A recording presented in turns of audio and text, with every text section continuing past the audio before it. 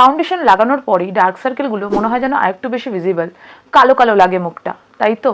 তাই আজকে আমি তোমাদেরকে 1 মিনিটের মধ্যে দেখাবো তোমরা কিভাবে তোমাদের আন্ডার আই ডার্ক সার্কেল বা মাউথ এরিয়ার ডার্ক সার্কেল তোমরা কীভাবে হাইড করবে জাস্ট 1 মিনিটের মধ্যে। তো অবশ্যই কোথাও যেও না, ভিডিওটা দেখে নাও, তোমাদের অনেক হেল্প হবে। প্রথমেই নিয়ে নাও একটা যে কোনো অরেঞ্জ কালারের লিপস্টিক। তোমাদের কাছে যদি অরেঞ্জ কালারের লিপস্টিক না থাকে তোমরা কিন্তু কারেক্টারে ইউজ করতে পারো।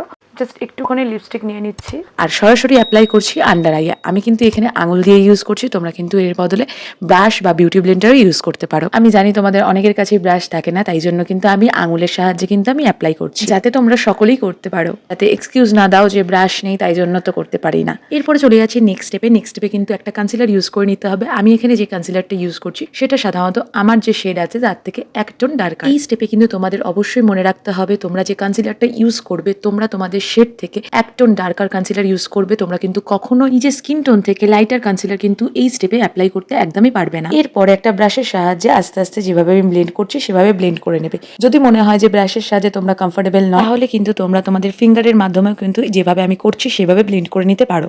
দুটোতেই কিন্তু তোমরা সেম রেজাল্টই পাবে। দেখো আমি যেভাবে করছি ভালো করে দেখে নাও, আমি কিন্তু রাব করছি না, সুন্দর আস্তে আস্তে ড্যাব ড্যাব করে মোশনে কিন্তু ব্লেন্ড করে নিচ্ছি। ব্যাস এই স্টেপটা করার পরে কিন্তু তোমাদের যা ডার্ক সার্কেল থাকবে সব কিন্তু হাইড হয়ে যাবে।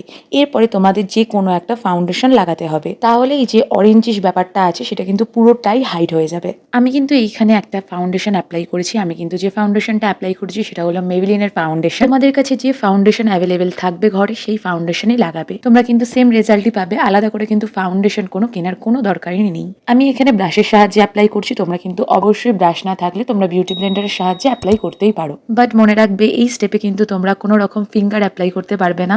ফাউন্ডেশন তোমাদের ব্রাশের সাহায্যে বা বিউটি ব্লেন্ডার সাহায্যেই কিন্তু তোমাদের অ্যাপ্লাই করতে হবে। এর সাথে আমাদের আরেকটা জিনিসও মনে রাখতে হবে, আমরা যখনই ফাউন্ডেশন অ্যাপ্লাই করব তখন কিন্তু ড্যাবিং মোশনেই লাগাতে হবে, কারণ যদি আমরা ড্র্যাগ করি তাহলে কিন্তু নিচের লেয়ারে যে কারেক্টারটা ইউজ করেছি সেটা কিন্তু মেসি হয়ে যাবে। এখানে কিন্তু আমি শুধুমাত্র আন্ডার আই করেছি, ফুল ফেসে কিন্তু আমি কিচ্ছু করিনি। এবার তোমরা রেজাল্ট নিজেরাই দেখো কত সুন্দরভাবে আমি কিন্তু কালার কারেক্টিং করে নিয়েছি। পুরো ফ্ললেস লাগছে আমার আন্ডার আইটা। ভিডিওটা কেমন লাগলো অবশ্যই জানিও। চলো আজকের জন্য বাই, দেখা হচ্ছে আবার পরের ভিডিওতে। আর ভিডিওটা ভালো লাগলে অবশ্যই লাইক, কমেন্ট আর সাবস্ক্রাইব কিন্তু করে রেখো।